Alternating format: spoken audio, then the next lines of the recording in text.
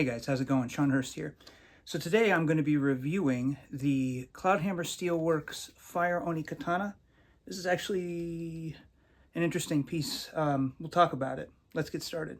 So for those of you who don't know me, my name is Sean Hurst. I am a practicing martial artist. I have been studying Japanese martial arts since 1981. Started with judo and traditional Japanese jiu-jitsu, and then branched out to karate and all kinds of stuff. Filipino martial arts is probably what most people who know me at all know me for. If you don't, no big deal, you're not missing a whole lot. But that's kind of my history. I've been doing or studying the Japanese sword for about 15 years now, give or take. I've been doing swordsmanship for about 27 years. That does not make me an expert when it comes to reviewing these. Everything I say is purely my opinion. There are going to be those out there of you that have different opinions, and that's completely fine. Yeah, I'd love to hear what you think down in the comment if you own one of these.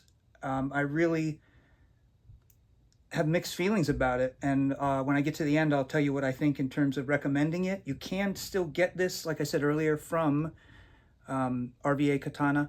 You just can't get this exact size. It's slightly longer. I think it's 29 inches, give or take. So just keep that in mind. But everything else, I believe, is pretty much the same in terms of the furniture. This was the third of 3 swords that were purchased for me this year for my birthday. Now this one was purchased for me by my wife. I picked it out. I absolutely am enamored by it, and I'll talk about the things that I like and some of the things that I don't like today in the review. Thank you to all of you that had questions or left comments on some of the other reviews recently. I really appreciate that, and if you like them, I'll keep doing them. So I thought this was a good one to review next because it's a newer one. So it's kind of more contemporary with what you're going to find if you go shopping today. Relatively anyway. Now, why do I say that? Because this one, technically, you can't get anymore. And you're thinking, well, why are you reviewing it? You can still get one that looks almost identical to it, but it's slightly longer. I think it's 1.5 inches longer. This one was discontinued. It's the Fire Oni, or how would you say, Kahi Oni, or Oni Pantsu.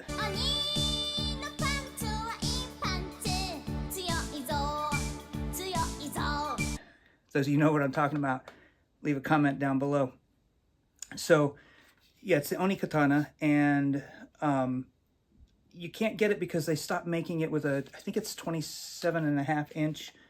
There's a theme going on there, right? If you guys have seen my other videos. 27.5 inch blade. I really like it for the most part. Like I said, there's some things I don't like about it, and we'll get into that right now. So the sword itself is really nice. I think the reason they discontinued it is that they're making a longer version. I've noticed, like I said, a lot of the manufacturers of these production katana, right, are making, and when I say production, what I mean is like production line, meaning several of them. They're not one-offs, right? They're not Nihonto that are made in Japan by a smith using Tamahagane steel. These are using modern steels. In fact, this one is, oh gosh, SV105X. I'll give the exact correct Japanese tool steel. I'll put it right down there. You'll see it. Anyway, really nice steel, but obviously not Tamahagane. It's a mono steel. But when you're using something like this for what I use it for, it's a great steel. We'll get to that when I get to the blade. So let's get started with this review. We're going to start at the Kojiri and end at the Kashira. All right. So starting right down here at the end with the Kojiri, I don't think this is buffalo horn, though it is very smooth down there versus the sides that, I don't know, it's got me fooled here. I can't tell what that is, but I think it's just painted the end, and that's fine. Again, this is roughly, I think, was on clearance because they discontinued it and went with the larger size, and I believe this was around, my wife bought it for me about $450, $475. So it's not like I'm expecting a buffalo horn Kojiri on the end there. And same thing here. Well, that might be buffalo horn, actually. I'll take a photo and insert it. There's some color elements in here that lead me to believe that might actually be buffalo horn. I don't know if the camera will focus on that. Those of you that have seen real buffalo horn before on these know what I mean. That actually might be. I might stand corrected on that. The Sageo is nothing to write home about, but I actually like it. It's nice texture. Solid black goes really well with the furniture. This came with the sword. It is really wide and flat. Now, the Shito-dome came out on this one. In fact, they were already loose, and I just took them off. No big deal. And I took them off anyway because I thought I was going to swap the Sageo out on this. But once again, I decided not to because I actually kind of like this one a lot. It's just really, really simple, and it really goes with the sword in general. I did end up putting the Sageo that I was thinking about swapping it with. You'll see why I didn't use it on another saya, and I'll explain why that's relevant when we get to that part. Hopefully I remember. The color pattern on this, I don't know how well this will come out in camera, but it's a red saya with gold and black speckles, if you will. And I don't know if I'd say ishime finish. It's not really because it's not textured. Well, it is a little, I guess, but I don't think that's the intention. Anyway, either way, really, I like it. It's not just red with black specks, but that gold just adds another layer of depth to it when you're looking at it in person.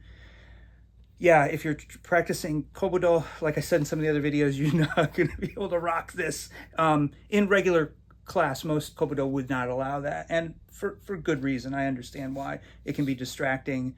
It can imply status, you know, again, samurai who, as I'm told, would have had a saya like this would have been a higher status, and you know, typically schools don't want you rocking something like that, and I understand that, right? I can sort of, that resonates. Having been a jiu-jitsu and other Japanese martial art instructor, I do get that. I do understand that. So you might be thinking, well, what do you do if you're going to use this at your dojo or with your traditional group, right?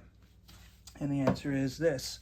I happen to have this other saya that fits it nearly perfect. And this one is that, hopefully I've got the term right, ishime, or that sort of speckled and textured flat black or matte black on it. I'm almost positive the fittings on this saya are wood. In fact, yeah, I can tell that one is. This came with a, you can't get these anymore, it came with a Chinese cutlery, I think was the name. You guys know what I'm talking about. It's the thinnest saya I've ever had. I love the profile on this one. It's not that I don't like the red saya. As I said, I love this thing. It's just that you're not going to be able to rock something like that in a traditional class. I mean, ironically, in Japan, there are some sword schools that are more laid back that will let you do that, but I think those are going to be more Iaido or Batto based and not so much Kenjutsu. If you know, you know what I mean. If not, that's just been my experience. I could be wrong. Again, if you've trained in Japan and you have different experiences, let us know down in the comments. My training in Japan is very limited. I did live there for a short period of time, but that does not make me an expert. So just keep that in mind, right? So the only other thing I have to say, I think, about the saya, the shape again is kind of a nice thinner. It's not what I would call maru or completely round. It does have, when I say tapered right now, I mean tapered this way, right? It does it have a tapered this way? It may taper this way as well. If it does, it's subtle. It's hard to tell, where this one is very, very tapered comparatively, just, you know, for a reference. So what else?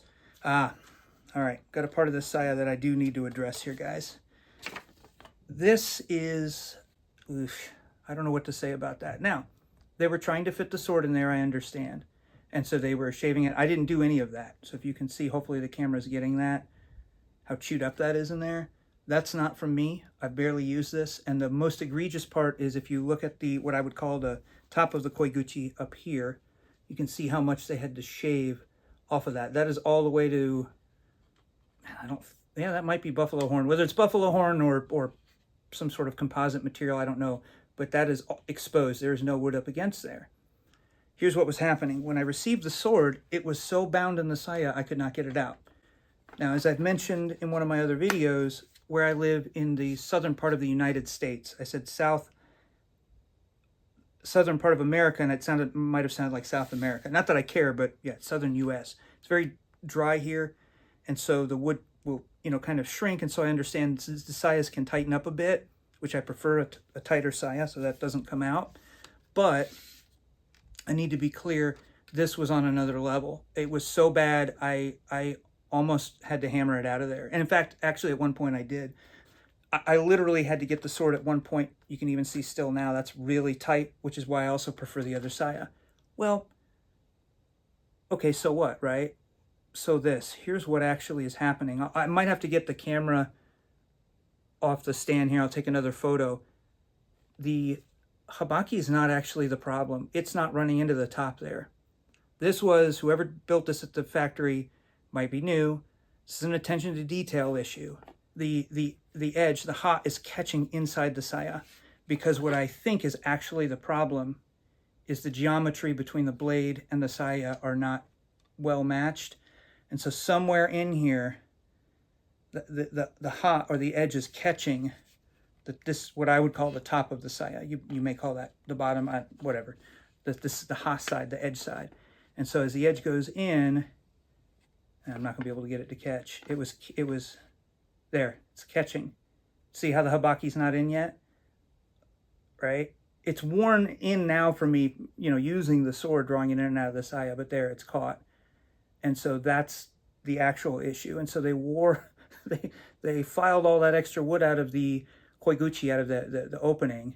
And yeah, there you go. And that's going to cause it to bind. Yeah, so that was just a mistake at the factory. There we go.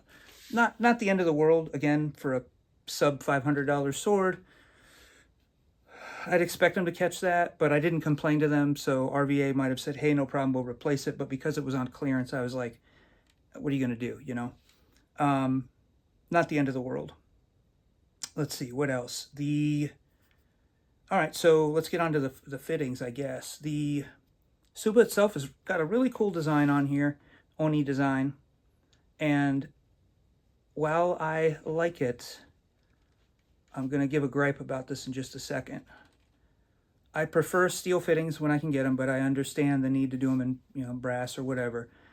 The Fuchi and Kashira are matching sets. You got the Oni thing here going on, the face, and then the same on the end cap here, the Kashira, right? If you can't remember the names, Kashira, cap, right? You have to spell both with a K. I realize cap, that should be a C, whatever. That helps. Then you go, oh, that must be the Fuchi. So if you have trouble remembering which is which, sometimes that can be helpful. You've got Menuki here, and which are these little ornamental things, and Mekugi are the pins. Again, it's easy to mix them up in your head. But hopefully this helps some of you to remember some of these terms. I don't care if you use them or not. I just thought of this and thought it might be helpful to you. So what is my complaint about the Tsuba? I kind of alluded, I've kind of got a complaint.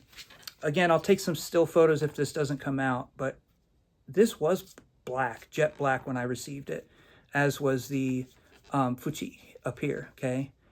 Then I looked down here later and saw the black was wearing off of these fittings. So now instead of being black, they're brass colored. That's annoying because they look really cool to me as black. Now I realize they might have been going for a patina kind of look here, and so the black was meant to be maybe worn down in areas, but it's wearing off very quickly, and it's wearing off where my finger has bumped into these things occasionally. And paint at least the Fuchi and the Tsuba, so I may sand them so the paint will adhere, and I may use truck bed liner. You guys know what I'm talking about because that'll stay on there. I've used that for other metal things before, and it's a nightmare to try to get it off. So I'm hoping that'll, kind of set and be durable as well as functional and beautiful. So not the end of the world. I don't mind the patinaing so much, but it's just my hands were turning black, and that's going to happen sometimes with new ito or a new a tsuka that's been newly wrapped, a handle that's been newly wrapped. So, end of the world, nah. But now start to add it up with the funky saya where they've really tried their best to fit it, but just maybe should have tried another saya, or said, hey, this sword, the sori in it, the curvature in it doesn't match any of the saya. We just can't use it, right? I get it. They got to make money too, so I'm not mad, but I'm a little bit annoyed. Coming to the Tsuka itself, this was the one thing I knew I'd heard was an issue from, I think it was some of Matthew Jensen's videos on the Cloudhammer Steelworks swords, and that is the panels, the Same-gawa panels. So if you guys don't know what that is, that Same is ray skin, and they use it for these panels on the inside of the wrap here. So what they do is you have the wood core handle, and then you have Same-gawa either that wraps completely around or is just strips that are glued in place on each side, and then you wrap it with the ito, the cord, doing tsukamaki, right? Tsuka wrapping. And this is what you end up with as a finished product. And this does feel like real Same-gawa, and I'm guessing it's very thick. And the reason I say that is the panel line is quite obnoxiously off. If at least if it was a straight line going down, that might be a little better. I'll try to get a photo of this so you guys can see it, but it's going this way. Now that could be a function of when you're wrapping. I've done tsukamaki before. It's really difficult, so it could just be that perhaps the ray skin was moving underneath as they were wrapping it. I will say the wrap on here is got to be one of the tightest I've ever felt, and with leather on here, great job, guys. Chef's kiss. Mwah. I mean, just brilliant. In terms of the diamonds, yeah, they're a little uneven, but I've also been using it, so I need to be fair about that. So you can see the diamonds there, right? I mentioned the Mekugi earlier, and I like them. They're kind of a nice silver. They are very reflective, highly, but they have a certain kind of actual metal look to them. I doubt they're real silver. Be cool, right? But not necessary, especially at this price point. You know, again, when it comes to purchasing swords, I'm not delusional about what I'm going to get. Maybe delusional in other areas, but not that. So I think they actually pulled that one off, unlike some of the other swords I've reviewed where you get paint on those and it looks like a can of spray, you know, metallic spray paint. Could still be what they used on this, but it doesn't look like it. It looks really nice. So I think they pulled that one off very well. I mentioned the Kashira already a few times. Nicely done. The ito that comes up to it, you can see it balling up there. I think it was like that when I got it. Yeah, both ends. As I've mentioned before, my grip exceeds past. I'm not allowed to show exactly how to do the grip properly, but it will exceed past the end there. And so what can tend to happen is you can inadvertently start pulling that off of there.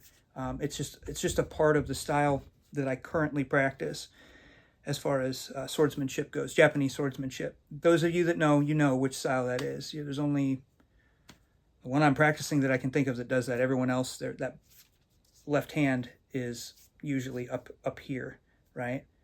But the one I'm practicing, it's down, it passes past that. So yeah, the panels, not a fan, especially because they're not even. I can see how it kind of, it turns. This side's better. That side's a lot better. This side, it's not the end of the world, but I don't like the ledges to begin with. But, however, I gotta say, man, Cloudhammer, you guys still did a great job with this Tsuka. I mean, I love the way this thing feels in my hand. It's, I think, about 10.5 inches, like, which I think people are catching on, sword manufacturers, because this really feels good in my hands. It's a little wider, but I like that. It feels like if you practice kenjutsu, then you are used to holding a bokuto, a boken, a wooden sword. And so, to, sword, boku, wood, right? Wooden sword, essentially. So, when I'm holding it, it just feels more like the boken. So if you're going back and forth between kata like that and Iai or Batto jutsu, you know, so you're going from a shinken to a wooden sword back and forth, it's kind of nice that the diameters are very similar to me. Don't have to be. I just like that. So the shape of this, and it is, the shape of this does very much remind me of Nihonto. It's still a little long for my taste at 10.5 inches, but good luck getting one that's 9 3/4 here in the States and still has like a 26, 27 inch blade. So I think I've got the right angle. I'm sorry that you're not able to see the hammer. Oh, and look, booyah, pin out. See how that, oh, that feels really waxy. What is that? That's plastic. Really? Yeah, that's plastic. That is not cool. And I say that because there's a reason why bamboo is used. Yeah, That is not cool at all. I don't know what that is. I wish you guys could, obviously you can't kind of feel it, but hopefully you can see the sheen on there. I mean, it feels like a crayon almost. I'm sure it's some super high speed, you know, what am I trying to say? Composite plastic material that's stronger than bamboo. I'm sure that's why they're using it. Fingers crossed, right? But I tell you what, it did come out nice. It slid right out. There we go. There we go. So take your time with them. There she is. And yeah, I mean, guys, it feels like a crayon. Come on, Cloudhammer. All right. Not in love with that, but hey, you know what? They may have done it because it's some super strong next level material made by, you know, who knows, Elon Musk or something, right? And it's I don't know, whatever. Okay, finally, I just had to give up with using a wedge and bring some hate and hit the Tsuba with the mallet, which I hate doing, but I just couldn't get enough force on this thing. Now, the nice thing about doing that is these are softer bits on here, and I wasn't beating it to death, but I did have to come at it, like I said, kind of bring the hate. Sword is in the saya still. I grab the Tsuba, and I'm pulling, keep my hand all the way on the other, you know, on this side of the Tsuba here, so that when I'm pulling the Tsuka off here, there's no chance that I accidentally, my hand slips forward, bumps the saya comes forward, and my hand ends up grabbing the blade, right? For obvious reasons, this is a sharp sword. There we go. Okay, that's not a good sign. Why do I say that? See that residue in there? Some of that is wood. All right, that's not good. I can get the Fuchi off here. It feels like it's glued on there. What in the world? I can't get that off. That should not be like that.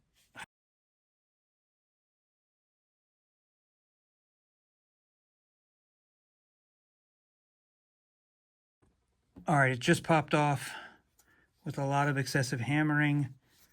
That was silly. That was just stupid silly. I don't know what else to say. All right, let's look at this bad mamma jamba. What can I say about it? Well, yeah, that's some sort of residue. I don't know if you guys, if that's going to show up in the video or not, but that is, there's some sort of residue there. They glued, it looks like they glued the Fuchi on, which is why it's so hard to get off. Let me see here. And I think they really do think they glued that on. Why, I don't know. That's just silly. Yeah, you can even see the pattern going on the top here. My goodness, can you see that snakeskin pattern there, whatever that is? Like pebbled look. My God, I don't know what that is. Wait a minute, is this thing even wood? Oh, you gotta be kidding me, guys.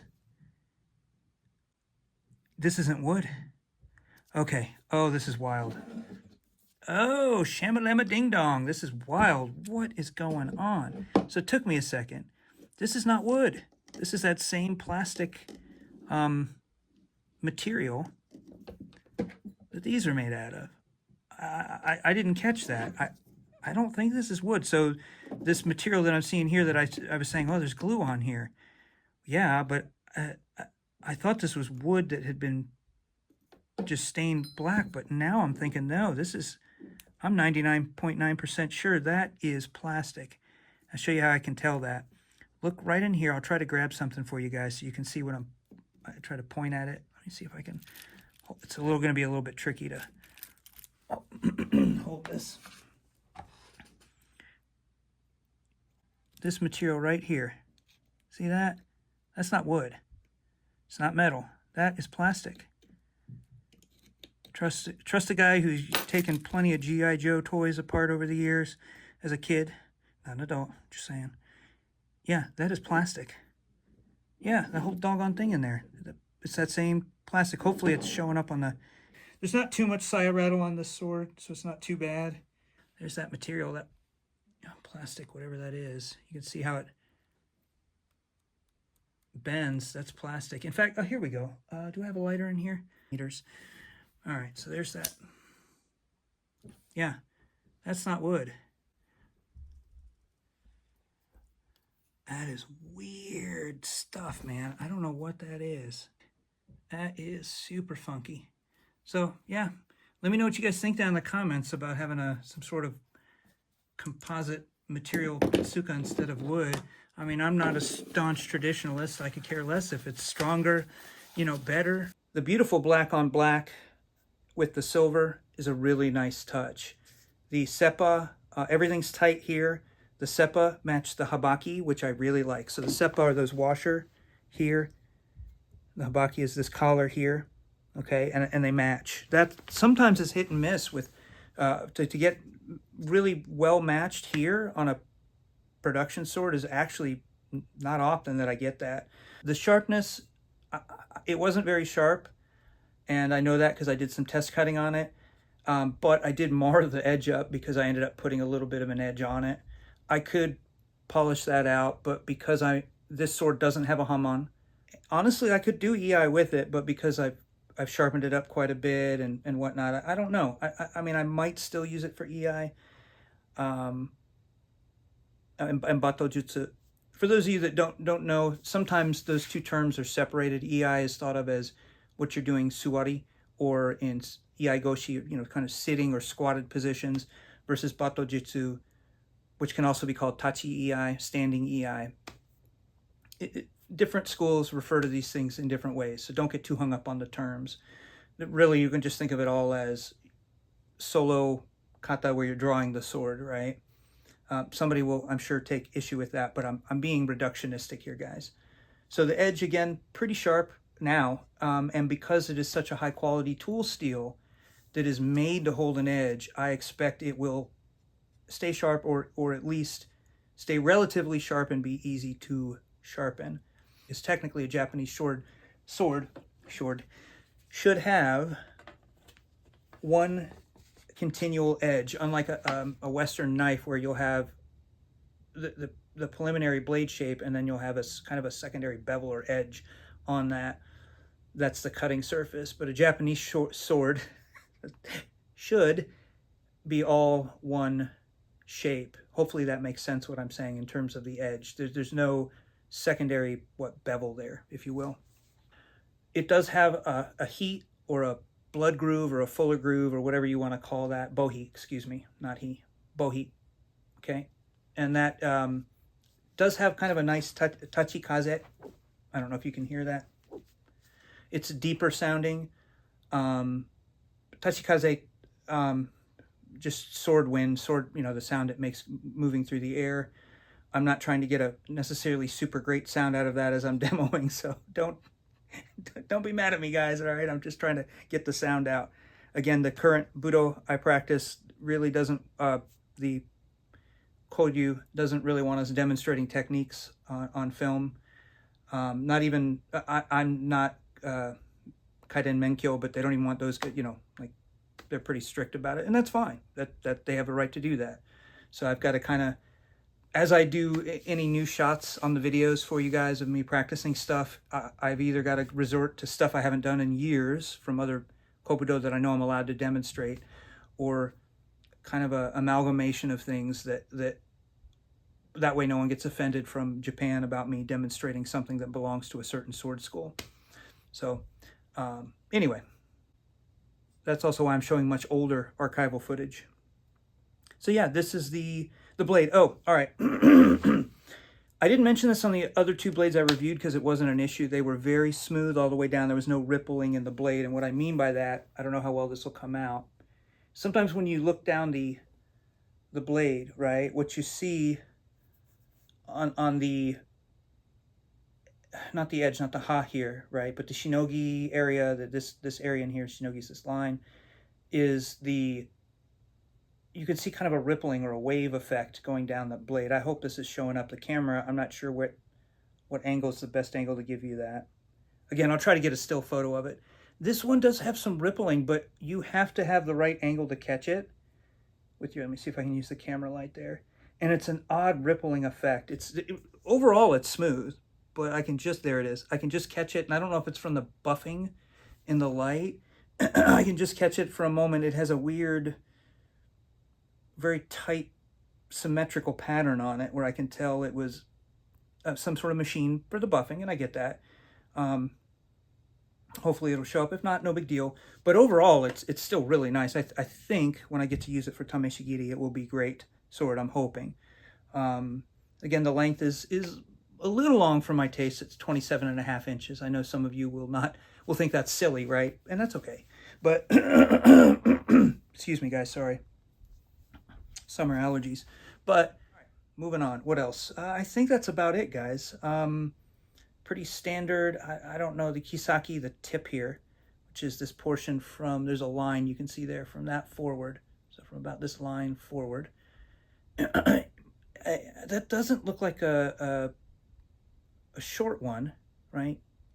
Chibi. It doesn't look small. Maybe that's a medium length. Tell me what you guys think. I'm going to guess that's 1.5 inches. So anyway, yeah. So the bohi's nice. It doesn't finish all the way down or disappear under the habaki. I kind of like that look. Doesn't terminate under that. I've had some that do. I don't care one way or another. It just kind of, I don't know why, that I kind of like that look. Let me know what you think if you guys have a different look, or if you even like a bohi or a fuller groove or blood groove, and if not, why? I'm curious. I want to learn from you guys. It's not about manipulating the YouTube algorithm. I just genuinely like learning. The issues that I have, really the only one that I would say, hey guys, if you can change it, please do, has to do with the way this material has been painted. It's not adhering, it's coming off, it's rubbing off. If that's what you intended, then you hit the mark. If you didn't intend that, you may want to find a different paint to use on this. The balance does not feel, I need to hold it out here, more of a Seigan stance. I'm gonna change my grip. The balance does not, oh, that's tricky. It is forward. The balance is forward, but it doesn't quite feel like it's at the monouchi. And when I say that, I don't mean that you'd be balancing it here at the monouchi. In my other videos, for those of you that think that's what I mean, that's not what I'm saying. The balance is still going to be back here. But you tend to want to feel like the weight is still forward. This one feels like it's back a little, like it's more in here. So for those of you that are more used to a Western, a katana built for Westerners, where the tsuka is a little bit longer, like 11.5, 11.75 inches, this is going to feel more normal to you. It's going to feel more like, oh, okay, that's where I'm used to the balance, feeling more like it's closer this way towards me. But it's not obnoxious, so it still feels good in my hands. It still feels like I could do tameshigiri with it and cut. It's not overly heavy at all. Has a really nice weight and feel to it. When I first did a first few kata with it, I told my wife, I said, man, I love this. And I mean that, not just because she bought it for me, but because it just overall feels really, really good in my hands. So what does that tell you? Well, it means that most of my complaints are mainly cosmetic, right? Is the paint rubbing off of the fittings, some of them, and the issue with the saya where it's obviously not fit correctly, and they took off too much wood on the inside instead of just swapping the saya out. Yeah, I mean, I didn't get to talk a whole lot with the guys at RVA Katana. I don't know what happened. My email's pretty messed up, so it may have been on my end, but I emailed them to ask about, did they still have any in stock? Didn't hear back from them. My wife and I didn't want to wait because this was a clearance item, so she went ahead and got it for me for my birthday. 5 days or so I had the sword. It was quick, I'll say that. Well packed. I mean, everything was really nice. And about a week after that, they emailed me back, yeah, we have them in stock. You can purchase one. I'm like, I already have it, thanks. And they were like, oh, sorry. They were very nice about it. I don't remember the rep's name I was talking to, or if it's store owner or who. They were very nice about the whole thing. But sometimes that happens. That could be on my email end, because I won't get into it, but I've been having weird stuff going on with my email. So let me know what you think down in the comments. Thank you for putting up with me this long and for watching this much.